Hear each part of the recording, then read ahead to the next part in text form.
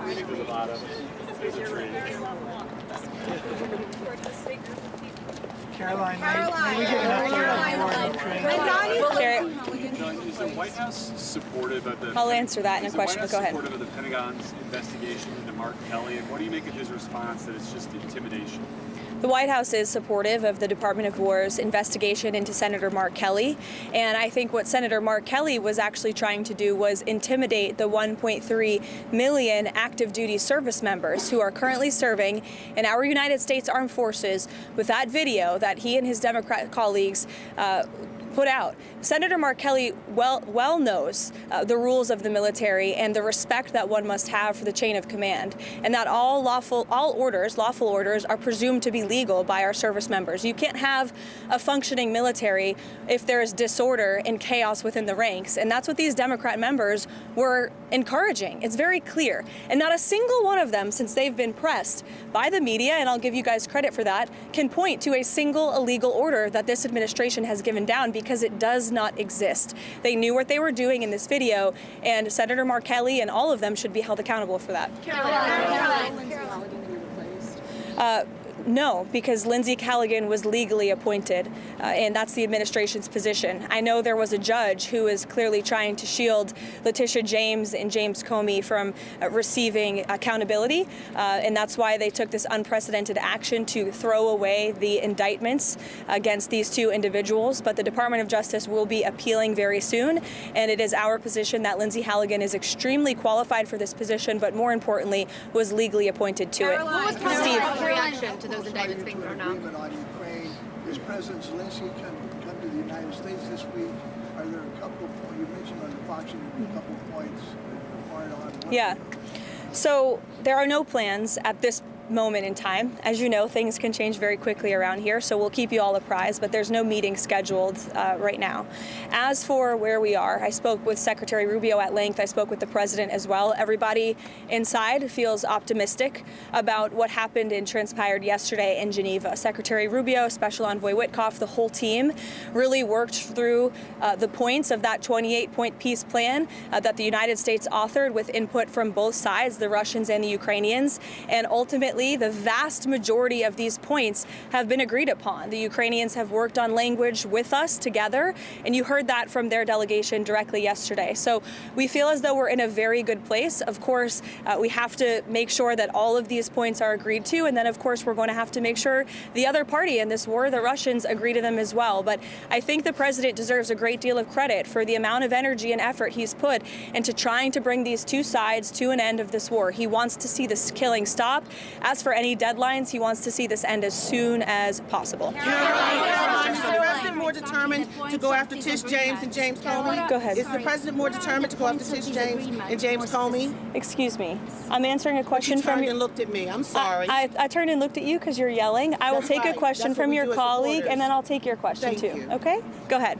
What are exactly the points of disagreement that they are still working on? I don't want to detail sort of the technical talks that are happening right now, but there are just a couple, and we're confident that we'll be able to work through those. Will the president put pressure on Putin or Zelensky if this doesn't work? The president's been putting a lot of pressure on both leaders for this entire time. We've been talking with both sides. He's been talking to both leaders directly for 10 months now. So yes, you can expect that pressure to continue. The president wants this war to end. Caroline, is the president more determined now, since the judge's ruling today, to go after James Comey and Tish James, and if so, why?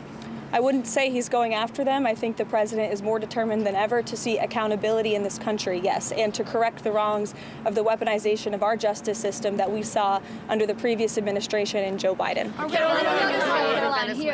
we entering a new phase in Venezuela, and what does that entail? Well, as the president is so good at, I'll try to be just as good. I'm not going to broadcast any actions that may or may not be happening with respect to Venezuela. I know I've been very clear about the administration's position, as has the president and his national security team.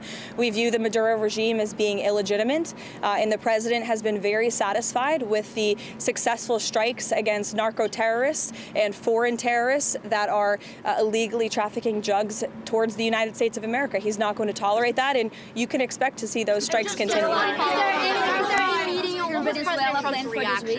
What was President Trump's reaction to those indictments against Comey and James being thrown out? His reaction was, we've seen this before. We've seen partisan judges take unprecedented steps to try to intervene in accountability before, but we're not going to give up. And I know that the Department of Justice intends to appeal these rulings very soon, if they haven't already. I may have missed it. Well, Karoline, one question on Venezuela. Is there any planned meeting for this week on Venezuela? And another one, a clarification on this weekend, because the president was asked about the former Brazilian president being arrested, and he mentioned that he spoke with this gentleman. Did he speak with Bolsonaro the day before he was arrested? Not to my knowledge. I don't know if that call took place or not. It may have. I can get you a firm answer on that, Raquel. I know it's of great importance to you for your reporting. As for meetings on Venezuela, there's meetings on a range of topics inside this building all of the time. And the president is constantly apprised of what's going on in the world, what's going on in the news, and he's very well written into all of the things that his team are working on. Caroline, please. You would not go into the sticking points of the disagreement between the two parties in the Ukraine peace process, but how flexible is the president in coming to a deal, and will the Europeans be part of a final negotiation with Zelensky? I think he's been quite flexible already. We've been watching this war go on for 10 months. He's talked to both leaders countless times. Our team has engaged with both the Russians and the Ukrainians extensively. As I said, there is a sense of urgency. The president wants to see this deal come together, and he wants to see this war end. Caroline, I wanted to ask you, is it MAGA to support American workers being replaced with H-1B visa holders? Are Americans not capable of filling most of these positions? Who supports getting American workers getting replaced? I know the president mentioned that he wanted to bring in some workers that he could eventually send back in regards to... The president does not support American workers being replaced. You are mischaracterizing what the president said.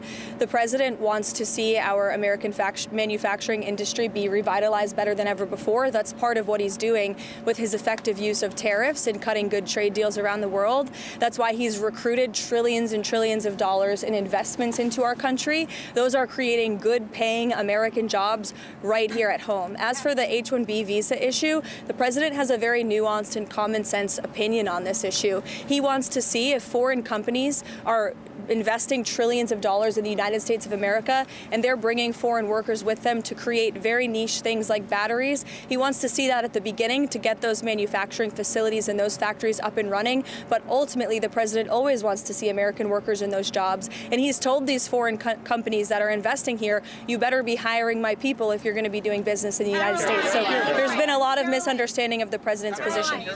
Michael.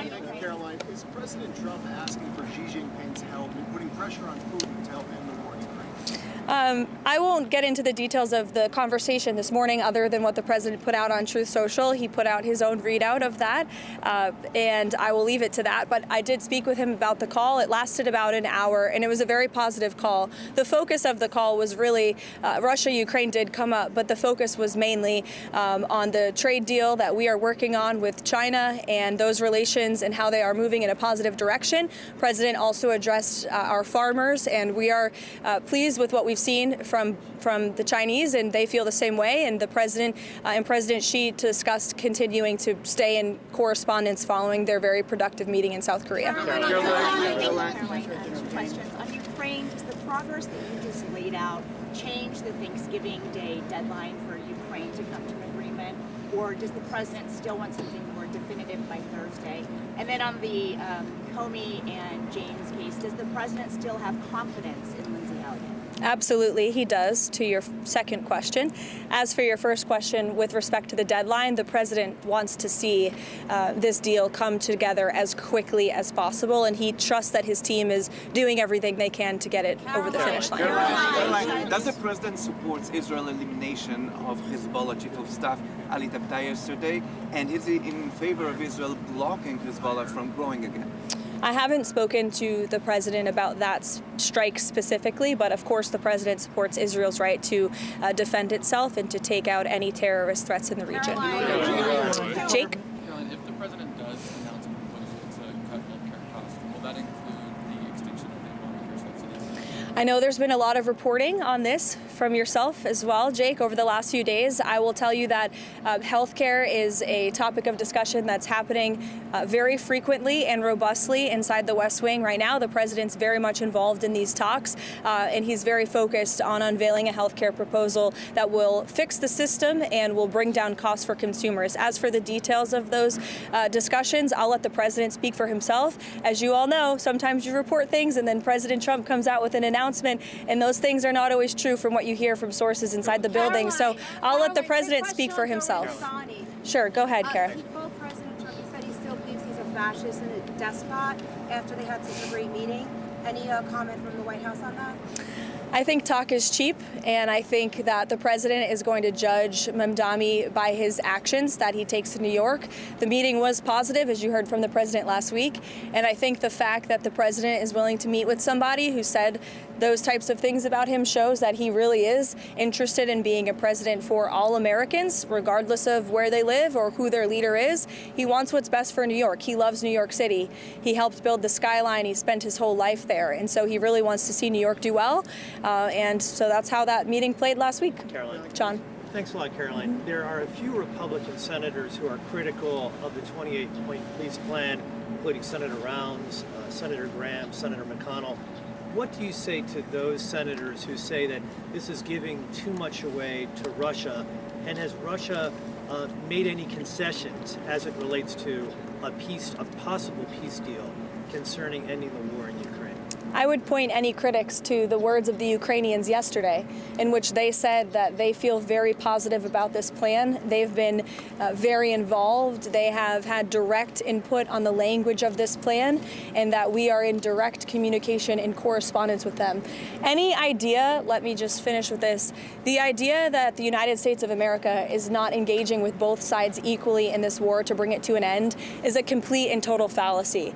And I saw a lot of misinformation and rumors and allegations against people in this building, such as Secretary Rubio and Special Envoy Wynkoff and the president himself, that they are favoring one side over the other. That could not be further from the truth. I have watched as the president and his team have worked around the clock overnight with both sides on endless phone calls, endless meetings to try to bring this war to a close. And any suggestion otherwise is a complete misunderstanding of the facts. It's coming from people who have no idea what they're talking about, or people who are pushing their own agenda, or maybe people who don't want to see this war come to an end. I don't know. Maybe they're profiting off of it. Maybe they benefit from it in some way, but nobody in this building benefits from war. We want to see this war come to an end, and that's what the president and his team are proudly working to do. And I think the critics should just take a step back and think about what happened with Israel and Gaza. There were a lot of doubters, and we got the hostages out, and this president secured a peace deal that still exists and is ongoing today. So everyone should just respect the work this administration is doing and watch the process unfold. Thank you. Should we cancel our Thanksgiving plan, Caroline, over Ukraine?